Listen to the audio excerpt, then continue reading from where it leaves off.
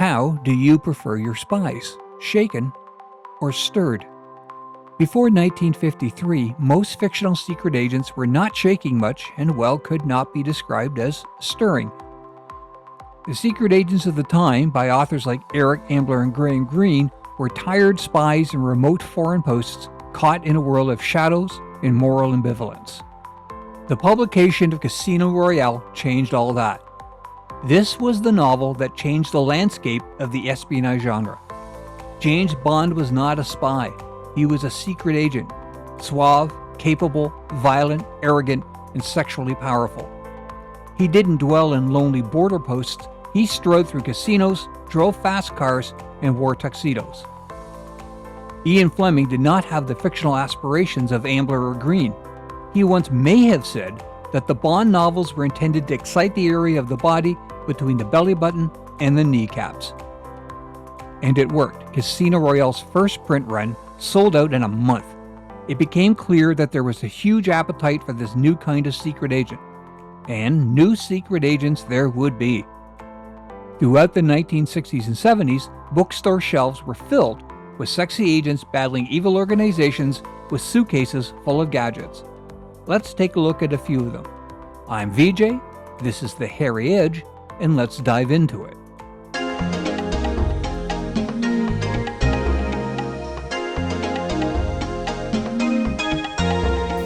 The first agent I'll look at actually predates James Bond by some 67 years. The character Nick Carter's first story was published in a New York newspaper in 1886. He was a detective, and he appeared in newspapers and magazines for many decades. The success of Bond brought us a new Nick Carter. Now he was Agent N3, the Killmaster, Agent of Axe. They were directly published to paperbacks on a monthly basis, from 1964 to 1990 in some 260 volumes. Carter is a master of disguise and has access to a myriad of gadgets created by Axe's special effects department. There was a slew of weapons, of course, including a trio that Carter loved so much he named.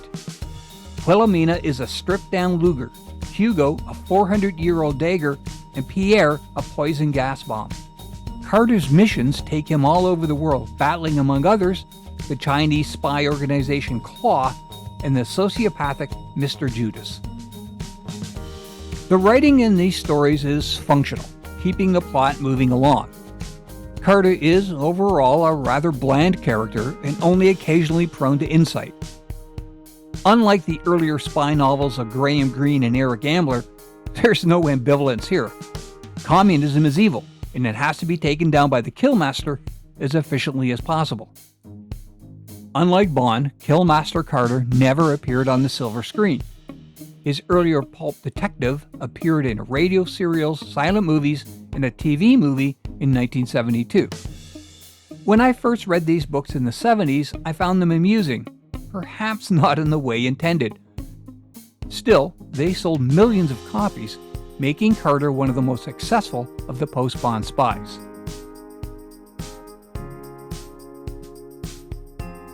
Sam Durrell was another American secret agent. He starred in 48 novels published between 1955 and 1982. Every title in the series begins with the word assignment, as in Assignment Tokyo or Assignment Moon Girl. Durrell is an American, raised in the bayous of Louisiana, where he learned survival and hunting skills that would later aid him. Often called the Cajun, he works for the CIA's Section K. Durrell's adventures take him all over the world. The books are carefully researched, often giving insights into the history and culture of the locale.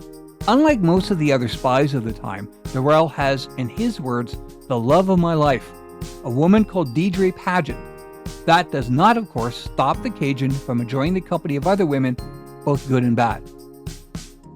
Aarons wrote westerns and hard-boiled detective stories, and it shows in this series. The writing is lean and economical, with a wry sense of humor. By today's standards, these books are neither graphically violent or sexual, but they do carry the cultural artifacts of their time. Matt Helm was supposedly John Kennedy's favorite spy character. Very American, rooted in reality, very not James Bond, yet still capitalizing on Fleming's success. Donald Hamilton wrote 27 Helm novels from 1968 to 1993. Helm was a World War II operative dragged back into service in the Cold War by an unnamed covert agency and his handler, Mac. Helm narrates his own stories in a mildly sarcastic conversational style that, over the course of each novel and the series itself, builds his character in a way that the other spies of the time could not match. He is mature and realistic, and we get many terse comments deriding the culture of the day. There is a great deal of detail about weapons in this series. Hamilton was a writer of westerns, and it shows in this aspect, as well as his concise and economic use of language. Helm sees himself as a kind of outsider. In a world of power, politics, and compromise, Helm is guided by his own moral code, and he is willing to do the work most cannot. There is self-awareness here, delivered in a throwaway style that never becomes overbearing. Although Sam Darrell never got much media treatment, I have to talk about the Helm movies. The movies are comedies and spoof of a genre that was still in full bloom at the time. Silly and exaggerated, they are the antithesis of the more grounded and realistic novels. Martin's Helm is more clearly a Bond spin-off than the character in the books. The last 60s spy on my list is the first Brit and the first female. Modesty Blaise was created by Peter O'Donnell.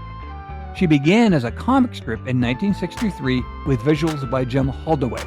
The strip ran until 2001, with O'Donnell still handling most of the writing duties. Modesty Blaise was the star of 13 novels, published from 1965 to 1985, all of them written by O'Donnell. Modesty is the most Bond-like character that I am discussing. She is urbane, knowledgeable, and surrounds herself with the very best of things. She is a skilled martial artist, master of disguise, and in many ways, a genius. Unlike the other spies on this list, and Bond himself, Modesty Blaise was not a veteran of World War II. At the end of World War II, a girl with no name and little memory escapes a displaced persons camp in Greece and begins wandering post-war Europe and the Middle East.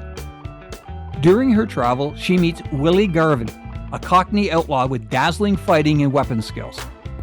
They become partners and create the Network, a worldwide criminal organization specializing in gems and smuggling. British intelligence drafts the pair to aid them in a mission involving diamonds and Middle Eastern sheiks. One of the things unique about this series is the relationship between Modesty and Willie. Throughout the comic strip and the books, their relationship is strictly platonic. O'Donnell's writing is skillful and precise, lots of dry British humor, and in Modesty he creates a character who is mysterious, competent, strong, and sensual. There was a movie made, simply titled Modesty Blaise. It was released in 1963, starring Monica Vitti as Modesty and Dirk Bogarde as Willie. In the movie, Modesty and Willie consummate their relationship, and the film was a poppy spoof. I find it interesting that many of the spy movies of the 60s were parodies of a genre that was not only new, but still ongoing. Although some of these series continued in the 90s, by that time, espionage fiction had changed. The super spy gave way to more grounded characters like Jack Ryan and Jason Bourne. It's still possible to find Carter and Darrell and Helm in used bookstores, but the Modesty novels are more difficult to locate.